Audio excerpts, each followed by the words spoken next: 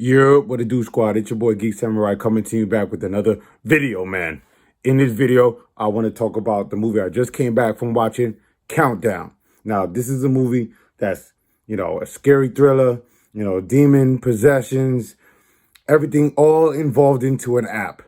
And this is an app where it has horns on. It had look like it's a goat head. Everybody's trying to predict, their fate. I love this movie. A lot of people, especially like critics on Rotten Tomatoes, giving this a bad rating, a bad review. I thought this movie was fantastic. We're in the weekend before Halloween, so this movie was perfect to come out at the right time. I loved it. We're in a society now today, squad, where we're always on our phone. We're in a digital world. We're always on the internet. We're always looking at downloading apps and this and that. So I thought that this movie did a great job appealing to modern day era of the world that we live in society that we live in. We're always on our phone more than we are talking to our own family, more than we talking to strangers in an elevator. Where nobody says hi and bye anymore. Everybody has their head down in the phone. So this app was this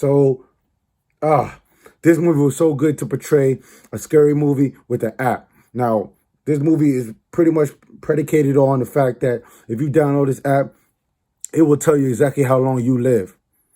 How long you live, how old you'll be, how many years, how many days, how many minutes, right down to the actual second. Oh, so good. I enjoy this movie. Now, we come across, this group of girls and guys. They're at a party drinking out of red sippy cups. When you get that liquor, you're young, you want to be out and about with your friends. You're always going to go to these parties or whatever. So they come across an app called Countdown. You download this app and it'll tell you how long you live or die. So one girl said, why don't we all do it? Why don't we all do it so we can see exactly how long we live? And whoever has the shortest lifespan has to drink all the beers, everybody's cup. So this random girl, she finally has to drink it. She lost the bet. It said she was going to die in like 9 minutes or something like that. Everybody else was like 32 years, 56 years. So she had to drink everybody's cup. Here comes the boyfriend coming up saying, yo, y'all better not do this to my girl, whatever. I'll drink her a beer. She won't have to do it. Let alone he's a designated driver. He got to drive her home. Dumbass, he drinks all her beer. And she's all freaking out that she lost. So he finally gets to the car. The party's over. They're on their way home. He's so drunk he can't even open the car door, let alone start the ignition. So she said, why don't we just walk home? I live right down the block, a couple blocks down. He's like, nah, don't be chicken shit. I could drive us home. Get out of here. So he can't make it. He's driving. She said, I'd rather walk. So he's driving on the side of the curb, on the sidewalk, trying to convince her, come back in the car. You're going to be all right. You're going to be all right. She's like, no, I'll walk home. And he's like, well, forget you, bitch. I'm out. So he dips off, goes home, let alone, we'll talk about the scene later. So she finally gets home. When she gets home, she's like down to a minute, maybe 50 seconds, 30 seconds. Her time is almost up. She's freaking out. The first thing she do is get into the house. She thinks that somebody's following behind her, let alone he's going into his car. So she finally makes it home, goes inside, looks out the window, makes sure she locks the door, goes upstairs to the bathroom. Her curtain's closed. The bathroom door is open. She's trying to drink a sip of water, but all she can see is she pulls back the curtain, hoping that there's nothing behind there. It's raining outside or it's windy outside. The plants are knocking against the windowsill. She goes back to try and pour a glass of water for herself. She can't do it because the curtain goes back and closed after she just opened it. So she goes and she reaches for the curtain. All of a sudden, you see something grab her up, take her up onto the ceiling, kill her off, drop her head down on the freaking bathroom tub, and she breaks her neck. It was the demon that killed her, and you could see that she had like maybe 2 or 10 seconds or 2 seconds left on the clock. Her death arrived, knocking on death's door. This demon or whatever kills her right before it was 0 seconds on the clock. I thought this movie was good. I loved it. Let's go on further into the spoilers, because I'm going to spoil the bitch out of this movie. Next, we come across a girl who's an intern at a hospital. Her name is Quinn Harris, played by Elizabeth Leah. I butchered your name, my bad. But I thought she did a great job playing this big sister to this other She had a sister named Jordan Harris. And I thought she did a fantastic job playing the nurse because she's a nurse. She's excited that, she just passed her boards, her NCLEX. She's ready to become an RN. This was like her last day. One of her bosses named Nurse Amy. She was the one that surprised her with a cake and a party because she's such a good intern that she finally passed her board. Automatically she was going to get that job. So another intern or whatever was talking to her, or another nurse was talking to her about the app called Countdown. Why don't you download the app? See what it's all about. She's like, man, I don't want to hear about that. One of my patients, he has the app and he found out that he's going to die in like 19 hours or something like that. I don't believe in that stuff. I believe I could control my own fate or whatever. So she doesn't download the app until later on in the movie. Come to find out her patient, he gets killed. This was the boyfriend to that girl who decided to now go into the car because he got into an accident. Right after she got home, he got into a car accident. Boom, broke his leg, got to have surgery. And it's crazy because a tree went into the windshield. If his girlfriend did drive home with him that night, that tree would have went right into her chest because she was sitting in the front seat. And both of them did have a seatbelt on. And that was 9 minutes later that he got into an accident right after she got killed at home. Crazy. Crazy how I love how this movie connects every character, every scene. I love it. I love it. This movie has the night. I love the jump scares and everything because y'all already know. If y'all watch my previous video, I am a horror king. I'm a horror fanatic. I love everything horror. This is the right time for them to come out with scary movies, bro, because this movie was fantastic. So he starts to see his ex-girlfriend when it's getting closer to the time for him to die. He's going into the stairwell because he can't go back down the hallway where he came. He's trying to get out. He don't want to do the surgery no more. He's like, fuck it. I have a minute left, 2 minutes left of my life. I'm out. So he finally made it to the stairwell. He had to bypass a couple of nurses, hide, go back into the hallway. He makes it to the stairwell. The lights cut off. All of a sudden, he hears footsteps coming from down below of the stairwell. Then he going up. He hears footsteps right there. An image appears. All of a sudden, the light flickers a little bit, then you see the head turn. It's a demon. It's his ex-girlfriend, has a demon eye. She backs up. He says, oh shit. He falls down, drop his crutches. The demon walks backwards towards him. All of a sudden, he gets killed right on the spot and gets thrown over the stairwell. You see his phone drop. Maybe he had 3 seconds or something like that. I didn't really pay attention to the seconds, but he was near death. And all of a sudden, you see his body land at the bottom of the stairwell. Dead at the scene of the crime when it was close time for him to die. Dead instantly. Crazy how he died almost the same way as his girlfriend. Got killed from up top, got dropped, instant death. His neck is broken. He's gone. So now the girl comes back to work. She's starting her first day as a nurse. She comes to find out that dude, her patient, dies.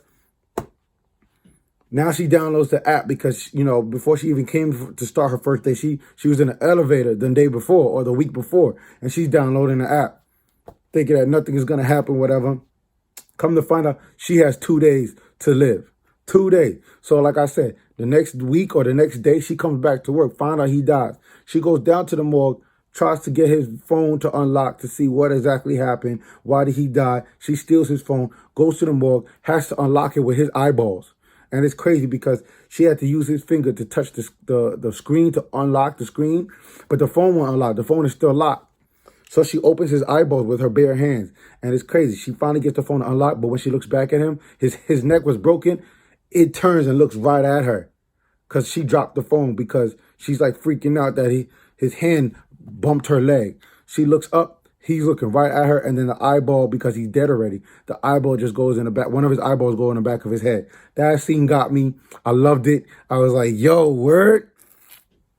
Oh, son, this demon know what he's doing to scare the shit out of people. I loved it. Loved it. So she finally looks up the girl. She goes online to find out how to delete this app or whatever. She's freaking out for days because she starts to see stuff.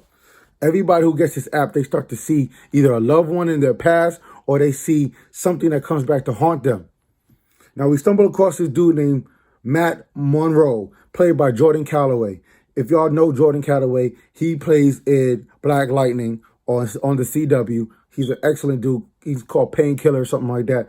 This dude, I enjoy his character too because he starts to see his little brother, who he kind of tormented a long time ago when his brother was dying on his deathbed. He was supposed to get he wanted his robot dinosaur toy when he was younger, and his little brother got it because he was dying. He stole it from his brother. So his little brother comes back and torments him. And haunts him because he got the app. So throughout this whole movie, this girl's trying to figure out, how can I freaking get rid of this app? Or how can I delete off my phone? Or how can I hack into it and save my life? Because I'm about to die. She's going to preach. She's going to the chaplain of the hospital. He said, I know a guy who believes in demons and all this stuff. I don't believe in that stuff. I believe in the Lord. That's it. There's such a thing as called angels and demons, bro. You got to believe in demons, why would you become a priest if you don't believe in that stuff?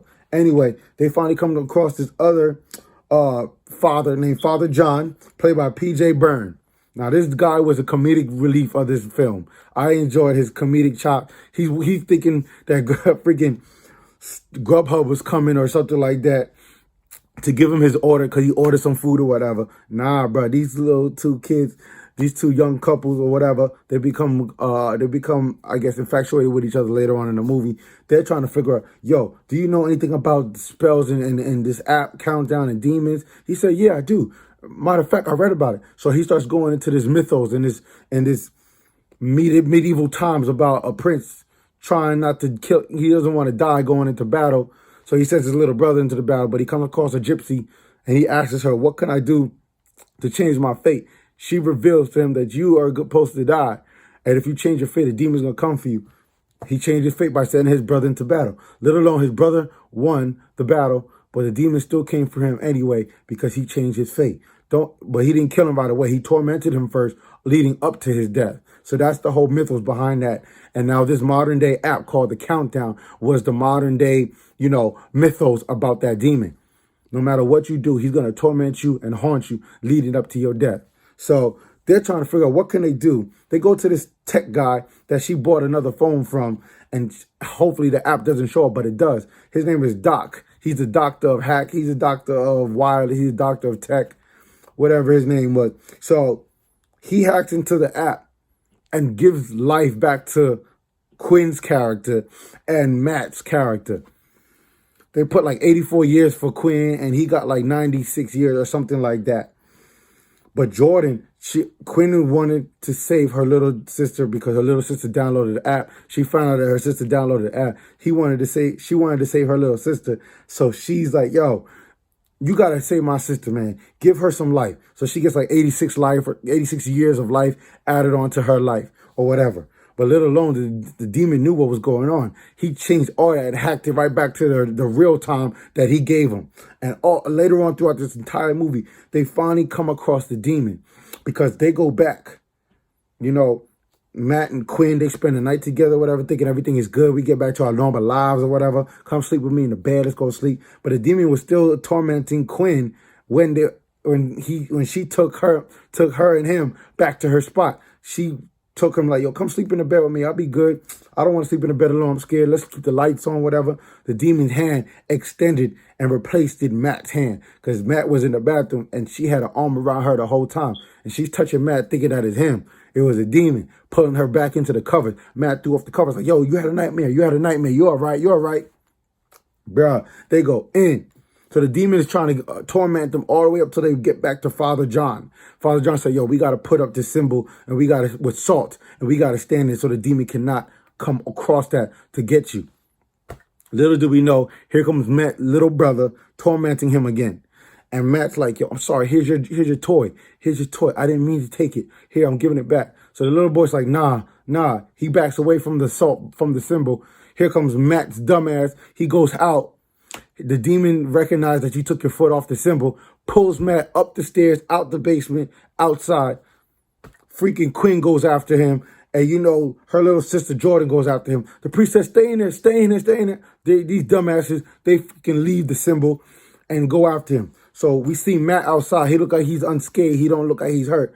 Quinn's like, are you all right? Are you all right? What's good? What's good? He's like, yo, I think I'm good. Time ran out and I'm still here. Here comes a big ass truck, a pickup truck, runs over Matt, lands into a tree. Matt dies instantly on the spot. Elizabeth like, Quinn is like, Quinn, man, come on, man, stay with me. He dies on the spot. The demon freaking killed Matt, and she's there left alone to help save her little sister.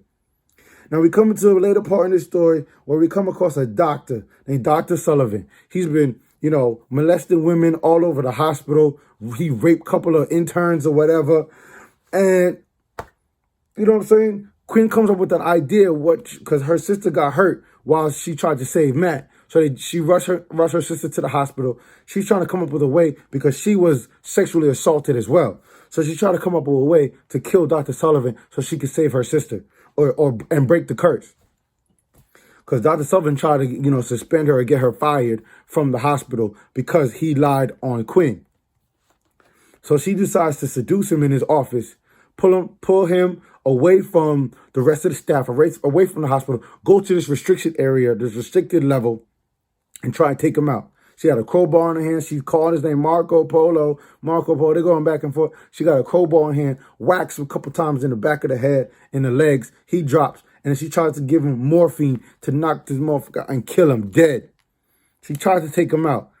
All of a sudden, we see the demon or whatever pull the doctor out. And he's like, yo, what grabbed me? What was that?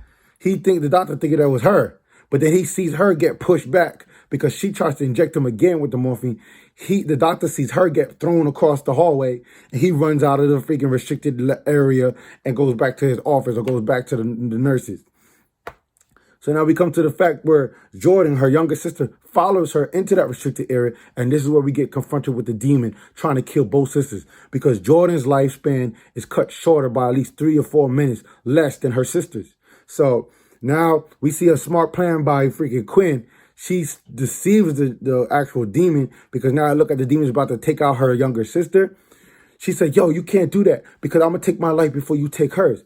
And the demon portrays her mother, tries to be like her mother, and said, where have you been? I was looking for you that night.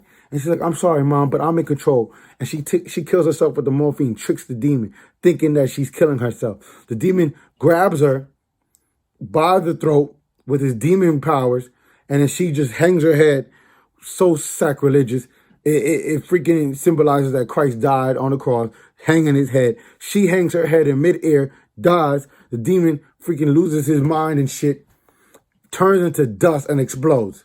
The curse is broken because she outsmarted, and her sister's crawling because her sister's still injured. She's crawling towards her older sister, Quinn. Jordan's trying to wake her up. Don't leave me. And Quinn is smart. She wrote Narcan or whatever. That's how you revive me. Inject me with this. And she got the whole medication right there. The little sister puts it into the syringe. I don't know how the hell she knows how to inject medication into patients. She's not a doctor or anything. But lo and behold, thank goodness she has smarts. She has common sense. She took the medication out, injects it into the site or into the arm where Quinn told her to do it. She comes back alive. Everything is Gucci. They go off into the sunset. They finally were able to go on their family trip to, it was their mother's birthday. They put flowers on there. They say, happy birthday, Mom. Goodbye, Mom. But lo and behold, there's going to be a sequel to this movie because now anybody who downloads this app and you survive, there's a Countdown 2.0 that's installed automatically on your phone. And that's what happened to Quinn. And she just looks up and scared and fright. She don't know what to do. There's going to be a sequel to this movie, and that's how it ends. All in all, this movie was fantastic, y'all. I think y'all should go see this either this weekend. Go see this, support it. Make sure that this movie makes its money because I thought it was fantastic. I don't know what was the budget to making this film, but I thought it was great. The jump scares were awesome. I loved all of it. This is just my quick thoughts, my full review of this movie. Go watch it, support it. I'm telling you, if it's not this weekend, definitely go watch it next weekend on Halloween weekend. Because I'm telling y'all, this movie is worth watching. Actually, this is Halloween weekend. What am I talking about? Next weekend is November. I'm bugging. Anyway, y'all need to go support this movie. Y'all really into Halloween, into jump scares, into horror. Go support this movie, Countdown. Y'all will not be disappointed. Don't read reviews or anything. If you don't want to be spoiled, don't click on this video. so I don't spoil it for you, because I tell you, I spoiled the bitch out of this movie. But I love this movie. Go support the squad and let me know what you think in the comment section below. But y'all already know what I'm about to do. I'm about to get up out of here. I'm hungry. Like, subscribe, share the Geek Samurai. And until next time, I'll see you in the next video. Peace.